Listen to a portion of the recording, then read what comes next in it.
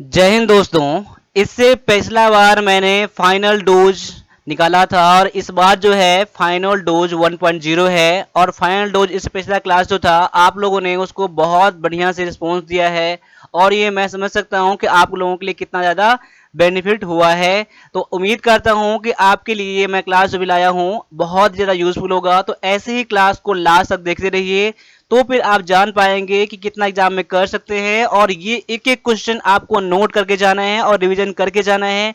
और मैं गारंटी देता हूं इस बात के लिए कि ये आप सारे वीडियो देख लो और जो हमारा 50 रुपए का जो ई बुक है जिसमें 800+ क्वेश्चन है, आपके एग्जाम में 4 से 5 क्वेश्चन बन के आ जाएंगे और ये आपका मेरिट में सबसे ऊपर लेके जाएगा। तो जो जो आप आर्मी क्लर्क का तैयारी कर रहे हैं, वन प्लस डिफेंस एकेडमी आपके लिए हमेशा तत्पर है। आप पूरे यूट्यूब चैनल को देख लीजिए, 95% आपके लिए आर्मी क्लर्क के लिए है। जो बेस्ट कंटेंट है मैं आपके लिए वो लेकर आता हूं। तो अभी जितना एग्जाम आने वाला है उसमें आपको बहुत ज्यादा आपको हेल्प करने वाला है। तो चलिए स्टार्ट करते हैं आज के पहले क्वेश्चन से। तो सबसे पहला जो क्वेश्चन आपके सामने में है, ये क्वेश्चन है कि सीपीयू स्टैंड फॉर, सीपीयू का जो फुल फॉर्म होता है वो क्या होता है। तो आपके सामने में ऑप्शन दिया गया है और अपना आंसर चेक कर लीजिए एक बार कि इसका आंसर क्या है। और यहाँ पर आप लोगों का 95% बच्चों का आंसर सही सही आना चाहिए जिसका भी एग्जाम है। और जिसे पता नहीं हो स्क्रीनशॉट लेके आप लोग नोट का जरूर बनाना। तो यहां पर आपका आंसर हो जाता है option number b, central processing unit आपका यहां पर आंसर है। और आपसे एक रिक्वेस्ट है कि आपको क्लास अच्छा लगता है तो क्लास को लाइक करके हम लोगों को बताएं, हम लोगों का मोटिवेशन बढ़ाएं और सपोर्ट करिए। सब्सक्राइब करिए और हम लोगों का सपोर्ट करिए। और वन प्लस डिफेंस अकेडमी को हर उन बच्चों के पास पहुंचाइए जो कि आर्मी क्लर्क का तैयारी कर रहे हैं। उन्हें कम खर्चों में उनके लिए ई बुक अवेलेबल है। कंप्यूटर का 45 सेट है, इंग्लिश का और इंग्लिश और मैथ का वीडियो कोर्स है, वो आपके लिए बहुत ज्यादा इंपॉर्टेंट रहता है आर्मी क्लर्क के लिए।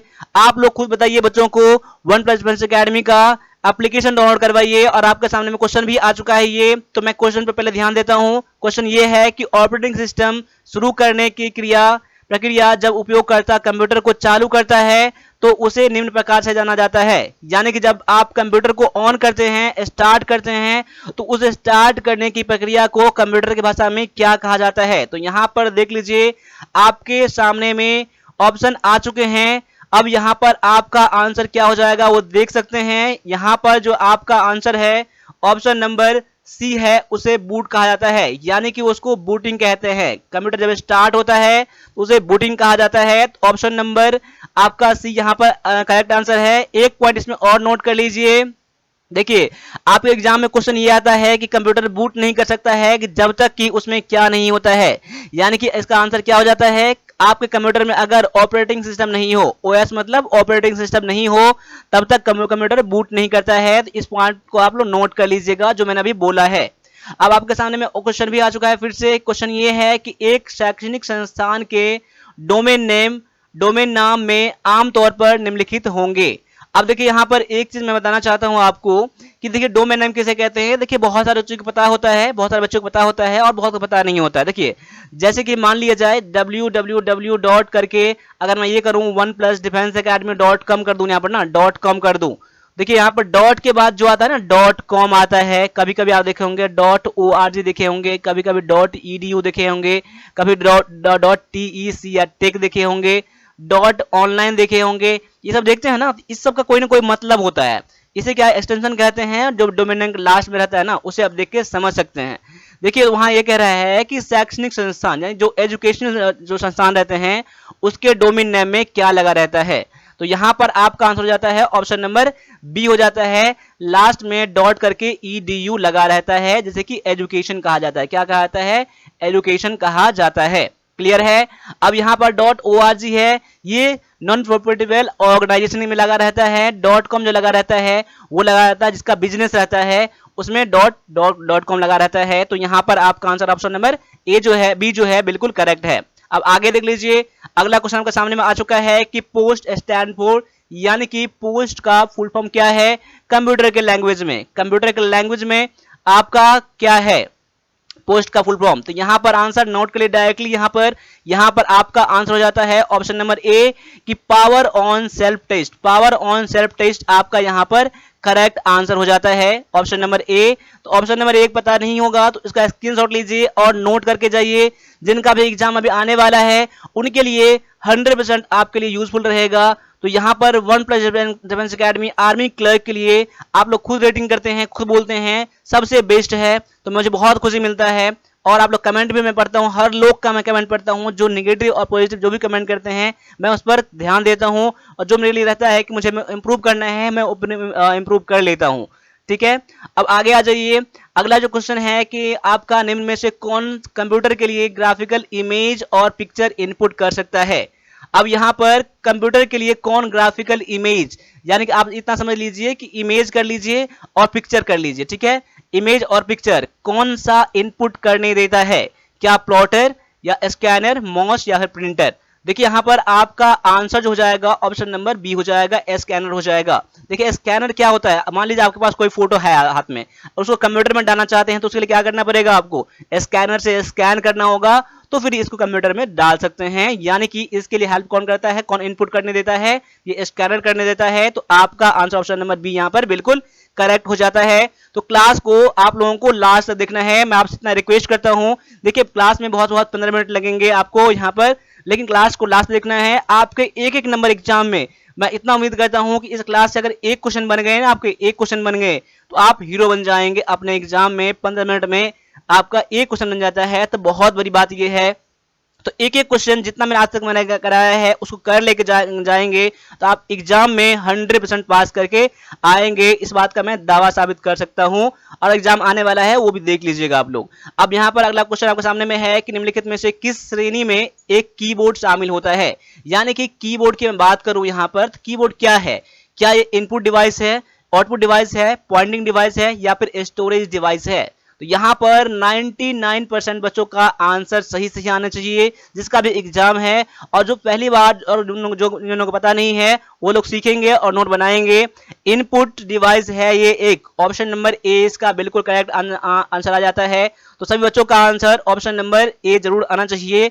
अब आगे बढ़ जाइए, अगला क्वेश्चन आपके सामने में फिर से आ चुका है। ये देखिए माफ कीजिएगा, क्वेश्चन ये रहा आपके सामने में कि प्रिंट आउट लेने से पहले दस्तावेज को देखने के लिए उपयोग करते हैं।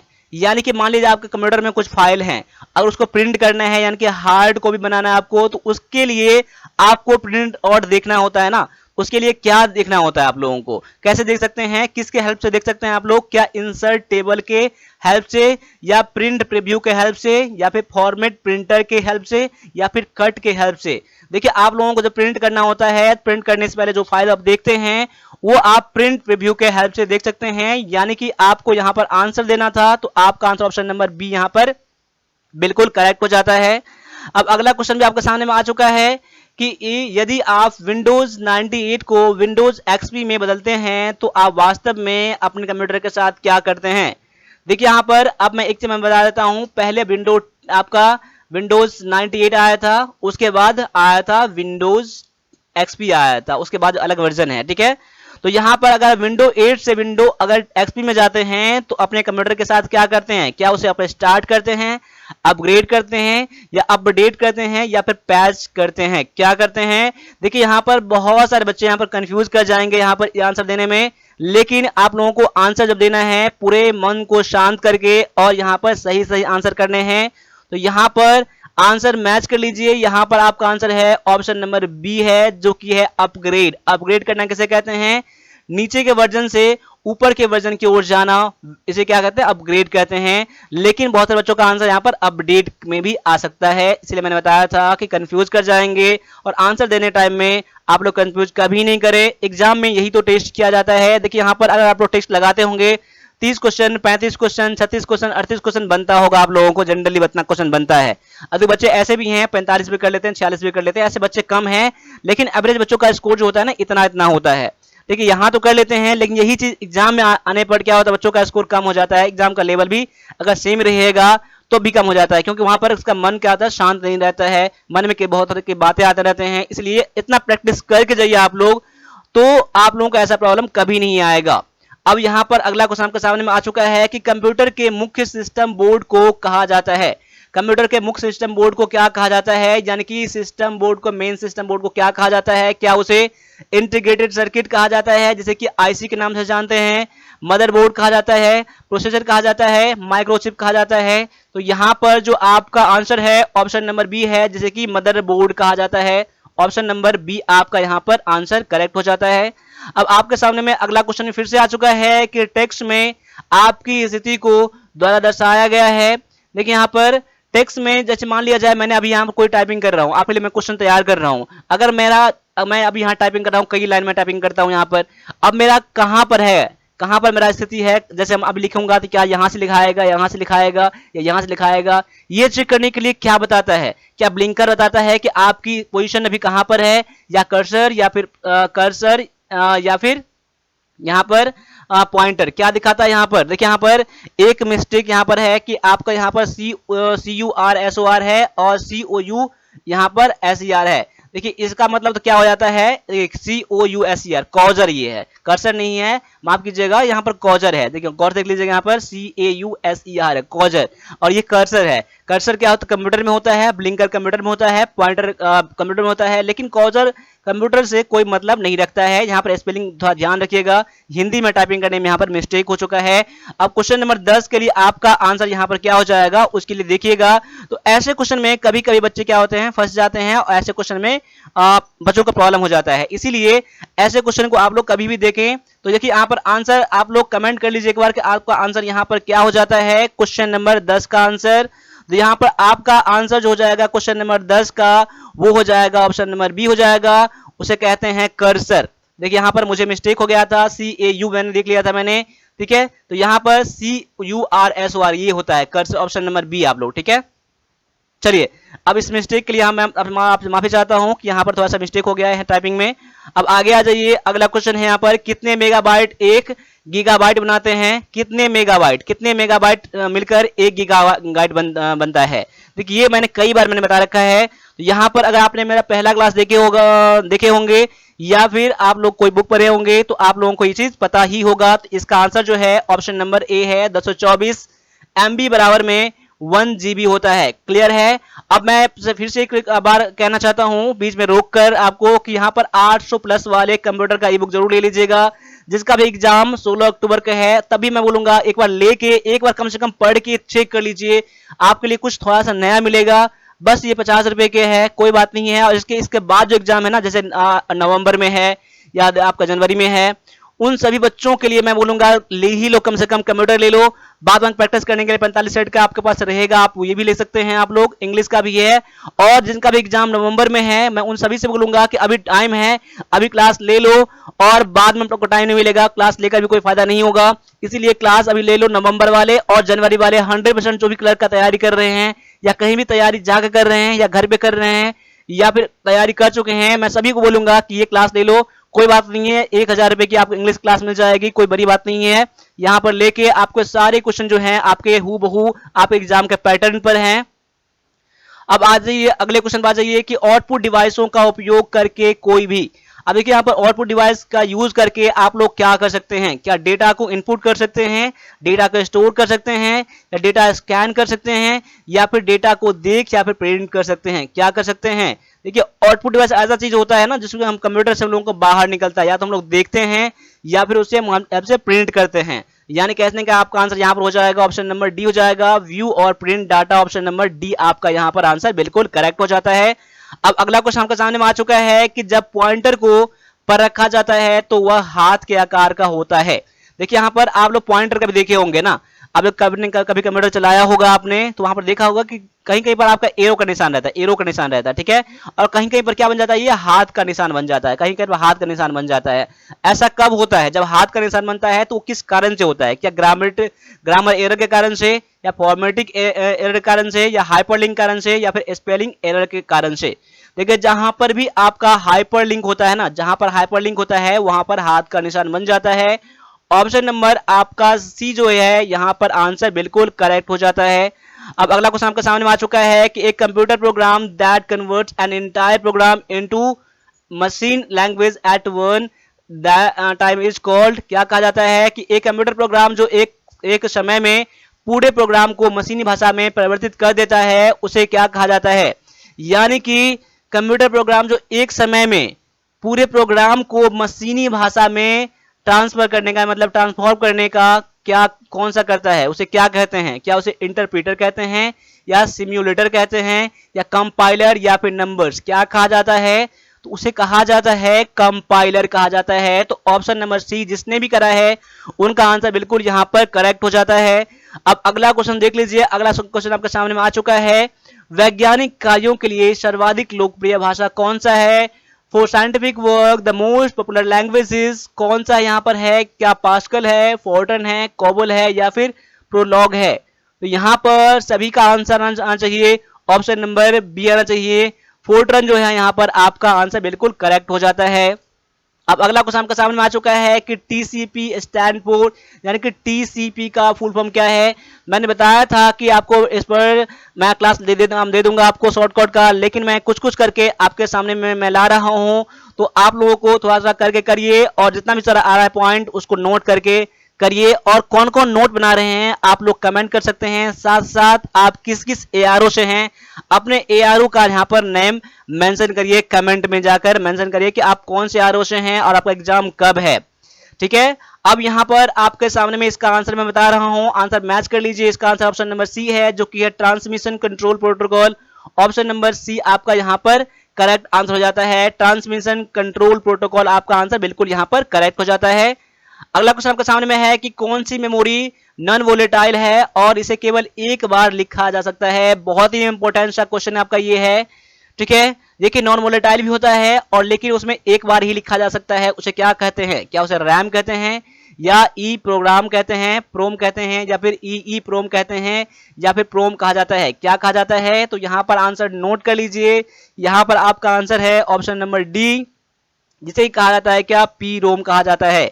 अब देखिए पी रोम का मतलब क्या होता है, प्रोग्रामेबल, क्या होता है, प्रोग्रामेबल कहते हैं उसे, प्रोग्रामेबल रीड ओनली मेमोरी होता है। ठीक है, यहाँ पर प्रोग्रामेबल रीड ओनली मेमोरी आप लोग इसको नोट कर लीजिएगा, इसका फुल फॉर्म भी आप लोग याद कर लीजिएगा। अगला क्वेश्चन पे आ जाइए। अगला क्वेश्चन आपके सामने में है कि निम्नलिखित में से कौन एमएस ऑफिस का वैध संस्करण नहीं है। यानी कि इसमें से देख लीजिए, यहाँ पर 3 ऑफिस सूट का नाम दिया गया है जो कि यहाँ पर एग्जिस्ट करता था और करता है, अभी कुछ में से कुछ हैं। कौन सा है जो नहीं है, क्या ऑफिस एक्सपी या फिर ऑफिस विस्टा या ऑफिस 2007, इसमें से क्या जो है जो नहीं आया था कभी भी। तो यहाँ पर आपका आंसर हो जाता है ऑप्शन नंबर बी।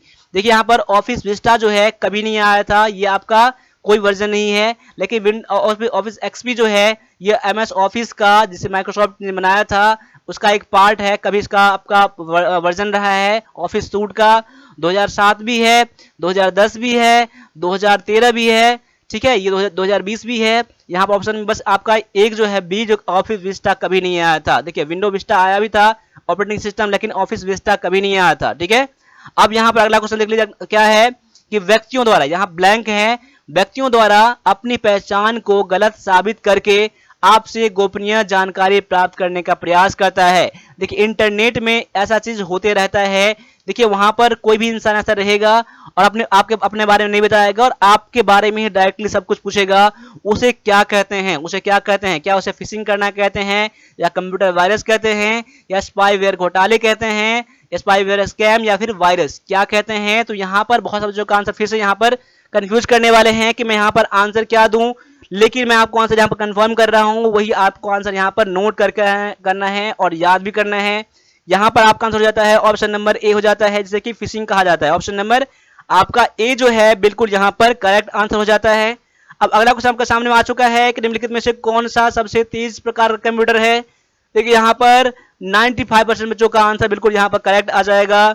सबसे तेज कंप्यूटर, सबसे तेज टाइप का कंप्यूटर जो होता है क्या होता है, क्या लैपटॉप होता है, सुपर कंप्यूटर, पर्सनल कंप्यूटर या फिर वर्क एडिशन, किसे कहा जाता है। तो यहाँ पर डायरेक्टली मैं आंसर बता रहा हूँ बिना टाइम गवाए हुए। आपका आंसर यहाँ पर ऑप्शन नंबर बी हो जाता है, उसे सुपर कंप्यूटर कहा जाता है। तो यहाँ पर अभी मैंने 20 क्वेश्चन बताया है और 20 क्वेश्चन में कैसा लगा आपको, आप मुझे कमेंट करके बता सकते हैं। क्लास अच्छा लगा है तो क्लास को आप लोग लाइक जरूर कर लीजिएगा, और आपने सब्सक्राइब नहीं किया है तो सब्सक्राइब भी जरूर करिएगा। मैं आप कुछ उन बच्चों के लिए मैं नोटिस देना चाहता हूं जो क्लास को लास्ट तक देखते हैं लेकिन सब्सक्राइब नहीं करते हैं। अब सब्सक्राइब नहीं करने का रीजन उन्हीं लोगों को पता होगा, इसका रीजन मुझे पता नहीं है। देखिए, आप लोगों को क्या लगता है नहीं लगता है मुझे कुछ पता नहीं है, लेकिन सब्सक्राइब नहीं करने का, या तो सब्सक्राइब करना नहीं आता है। देखिए, मैं ये तो मानूंगा नहीं, अगर हमारा क्लास देख सकते हैं तो सब्सक्राइब करना जरूर आता होगा, तो सब्सक्राइब करिए। मैं इतना ही कह रहा हूँ, सब्सक्राइब करिए, फैमिली वालों का बढ़ाइए, बड़ा परिवार बनाइए और लाइक करके मोटिवेशन बढ़ाइए। साथ साथ में आप लोगों के लिए एक वरदान है, आपका इंग्लिश का ये कोर्स है, वीडियो कोर्स है मैथ का, इंग्लिश का, वो जरूर ले लीजिएगा। अगर आर्मी क्लर्क के लिए तैयारी कर रहे हैं तो आपके लिए वरदान साबित होगा। जिनका भी एग्जाम 13 नवंबर को है, मैं उन्हीं के लिए कह रहा हूँ। और उसके बाद भी जो एग्जाम है 100% आपका यहाँ पर बहुत ज़्यादा बेनिफिट होने वाला है। कहीं भी क्लास करेंगे, सबसे जरूरी आपके लिए यहाँ पर मटेरियल है, सबसे बेस्ट सिलेक्शन करना आपके लिए बुक है, कौन से बुक से पढ़ें, कौन से टीचर से पढ़ें। देखिए, बहुत सारे बच्चे ऐसे हैं कि बहुत सारे इंस्टीट्यूट में जाते हैं और वहाँ पर क्लास करते भी नहीं है, अच्छा से पढ़ाई नहीं होते हैं, बच्चे जाकर फंस जाते हैं। अगर आप थोड़ा सा भी डेडिकेटेड हैं अपने आप में तो आप घर पे रहिए और तैयारी खुद से करिए और मेहनत करिए। जितना सारा मैंने करा दिया है यूट्यूब पर, सभी को कर लीजिए, आप एग्जाम निकल जाएगा। और स्पेशल क्लर्क के लिए क्लासेस जो है ना, ये चीज क्लासेस हैं, इसमें बहुत सारे पहले से वीडियो हैं, आप ज्वाइन कर लीजिएगा। और आपको जब भी तक एग्जाम नहीं होगा तो वीडियो इसमें आते ही रहेंगे, तो सफिशियंट है आप लोगों के लिए क्लास ये। इस क्लास के बाद कहीं नहीं करना पड़ेगा, या फिर आपने कहीं क्लास कर लिया है या कर रहे हैं तभी आप ये क्लास करिए, और 2 घंटे कम से कम दीजिए, इस चीज को आपके लिए कंप्लीट हो जाएगा। साथ साथ में आपके लिए 45 सेट का पेपर आ चुका है, जिसके लिए मात्र अब आपको 250 पे करने हैं। और अग्निवीर क्लर्क का ई बुक है इंग्लिश का, जिसके लिए 150 पे करने हैं। और आपके लिए कंप्यूटर का ई बुक है, जिसको ओनली 50 पे करने हैं। इसमें मैंने बताया था कि 800 प्लस वाले क्वेश्चन हैं, आपको ये कम से कम लेना ही है। देखिए, यहाँ पर 250, 150 और यहाँ पर ये है आपका 50 रुपये है। आप तीनों ले लीजिएगा तो आपको इसमें 10% का डिस्काउंट हो जाएगा, ठीक है, या फिर इतना आप ले लीजिएगा। और भी जो पेमेंट करने के नंबर है, आप इस पर करिए, डायरेक्टली पेमेंट करिए, बिना बात के पेमेंट कर सकते हैं आप, कोई दिक्कत नहीं होगा आपको, ठीक है। पेमेंट करके स्क्रीनशॉट भेज दीजिए, आपको विदिन 1 to 5 मिनट के अंदर आपको किताब मिल जाएगा, आपको आपके व्हाट्सएप पर।